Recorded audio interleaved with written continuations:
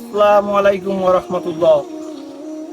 আল্লাহর রহমতে, আল্লাহর অশেষ রহমতে আমরা কিছু যুবকদের নিয়ে তাবলিগের উদ্দেশ্যে রওনা দিতেছি আজকে। সবাই আপনারা আমাদের জন্য দোয়া করবেন এবং এই দিনের পথে সবারই সময় লাগানো উচিত। এই দিনের পথে সবারই সময় লাগানো উচিত, কারণ এই দুনিয়া এইভাবেই চলতে থাকবে। এর ভিতরে আমাদের মহান রব্বুল আলামিনের সময় দেওয়া লাগবে এবং তার পথে বেরোনো লাগবে। আল্লাহ কোরআনে বলছে, ওয়ালাস ইন্নাল ইনসানা লাফি খুসর ইল্লাল্লাযীনা আমানু ওয়া আমিলুস সলিহাত ওয়া তাওয়াসাউ বিল হক ওয়া তাওয়াসাউ বিস সবর।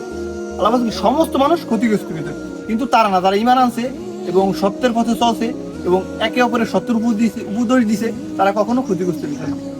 এই তাবলিগে যাওয়া বলে অনেকেই দাওয়াত দিছে, অনেকেই মেহনত করছি, ইনশাল্লাহ অনেক যুবক সারা দিছে এবং কিছু কিছু মানুষ এবং মুরব্বীদের বলছি, মুরব্বী বাবাদের বলছি, তারা বলছে যে বাবা কাজকর্ম ব্যবসা বাণিজ্য ফালাইয়া যাইতে কষ্ট, কিন্তু এই ব্যবসা বাণিজ্য সাময়িক ভাইয়া, আমরা ওই আখিরাতের ফিকিরই করা লাগবে, কারণ আমরা আস্তে আস্তে ওই দিকেই যাবো, ওই ফিকিরই আমাদের সবাই করা লাগবে।